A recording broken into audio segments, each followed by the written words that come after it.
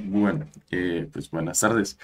Esta es nuestra presentación del diseño del trabajo final para redes de comunicaciones. Mi nombre es Daniel León y mi compañero Sebastián Henao, que vamos a presentar nuestra solución al problema. Entonces, aquí va. Listo, entonces comencemos con la distribución física. Para el diseño de nuestra red se requería que al menos 12.000 computadores tengan conexión. Estos están distribuidos en 4 edificios que albergan un total de 12 facultades distintas. Cada facultad debe contar con su propia subred. Entonces, por lo tanto, se le ha asignado una VLAN independiente. La arquitectura entonces que implementamos para resolver este problema es la siguiente. En el centro de la red se encuentra el switch core, el cual cumple 3 funciones principales. Primero, coordinar la comunicación entre los 4 edificios. Segundo, sirve como punto central de conexión hacia el router de salida de Internet. Y por último, es el nodo principal que básicamente gestiona todas las VLANs. Bueno, en cada edificio se ha dispuesto una infraestructura que incluye 2 switches de capa 3.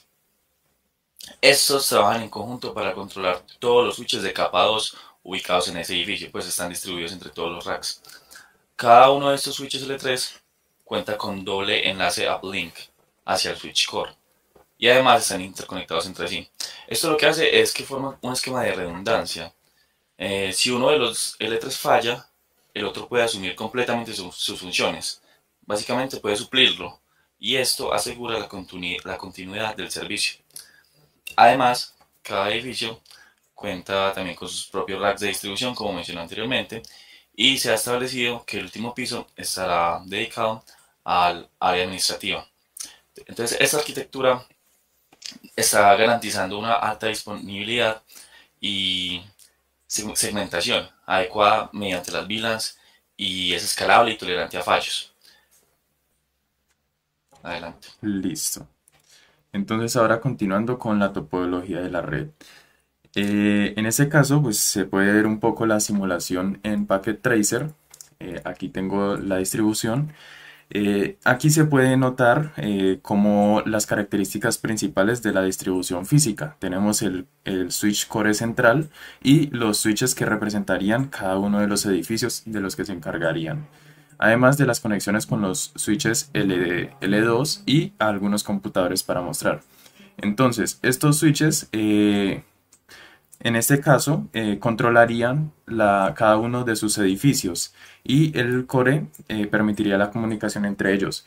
Pero digamos que ocurre en una eventualidad que el core central, el switch core, se cae y deja de funcionar. Pero esta red se puede ver que aún se mantiene en pie, ya que este switch o los switches que estén encargados del edificio procuran que se mantenga esa disponibilidad por lo menos interna. Ya yendo a la siguiente diapositiva, podemos ver un poco el esquema más específicamente de cómo están conectados.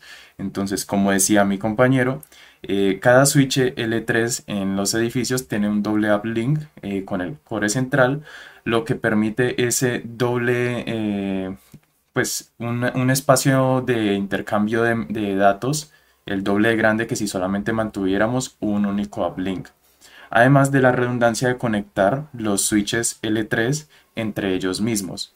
Entonces, si este switch L3 pierde una de sus conexiones, no se perdería la conexión completamente, sino que simplemente se volvería como a la mitad del ancho de banda.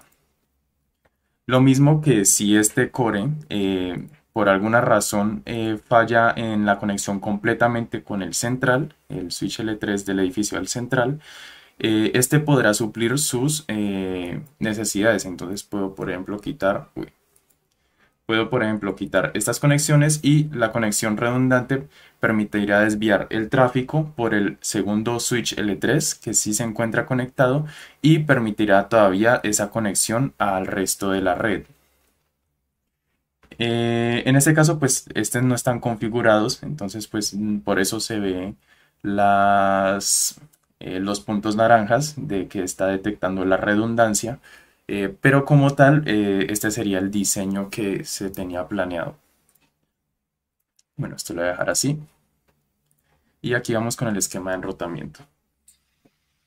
Listo, entonces para la red elegimos una IP privada, específicamente el bloque 10.0.0.0 como base para el direccionamiento. Entonces, a partir de este se definieron rangos de direcciones IP por VLAN. Por ejemplo, una VLAN puede tener asignado el rango 10.1.0.0, como lo es la primera, la VLAN 10, hasta 10.1.15.253, con su respectiva dirección de broadcast y de default gateway, que se pueden ver ahí en la tabla. Estamos utilizando también una máscara de subred 20, lo que equivale a 12 bits disponibles para host. Pues de los 32 estamos usando 20 entre los 12 bits restantes. Esto nos da 4096 direcciones por subred.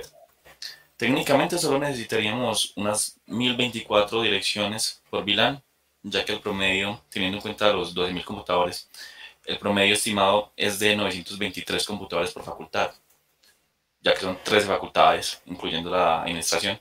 Sin embargo, decidimos dejar un margen mayor como medida preventiva para el crecimiento y escalamiento futuro de la red.